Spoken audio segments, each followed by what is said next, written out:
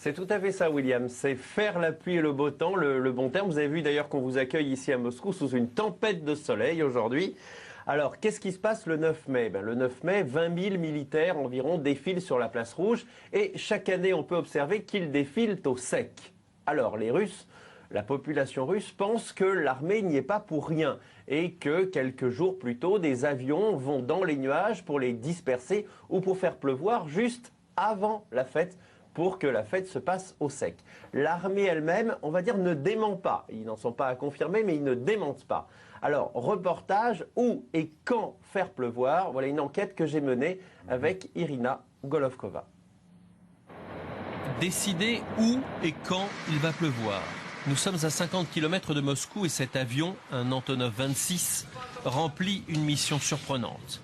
Équipé de diffuseurs chimiques, il vole dans les nuages et doit y déclencher la pluie. Notre produit est fait pour provoquer la concentration de l'humidité dans le nuage, de telle manière à déclencher la pluie dans une zone précise. Décollage direction les nuages à quelques kilomètres d'altitude. Le cocktail russe, azote liquide et iodure d'argent, entre autres, est prêt.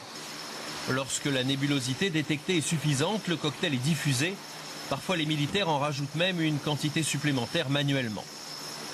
Un budget proche de 4 millions d'euros est consacré chaque année à ces opérations. Le problème, c'est qu'en 1986, après la catastrophe de Tchernobyl, les militaires ont fait pareil. Les nuages porteurs de radioactivité ont été percés de manière à ce que les pluies tombent avant d'atteindre Moscou. C'est un plan secret. Les pluies sont tombées largement sur les régions de Kalouga et Toula, c'est-à-dire qu'on a créé artificiellement une barrière, comme un couvercle hermétique, pour protéger la région de Moscou. Pour sauver la capitale et protéger les dirigeants au Kremlin de la radioactivité, l'armée rouge a donc sacrifié des terres, aujourd'hui largement contaminées en Biélorussie ou dans l'ouest russe. L'opération a été reconnue par un des pilotes de l'époque. C'est officiel, ça, Alban. L'armée rouge a donc décidé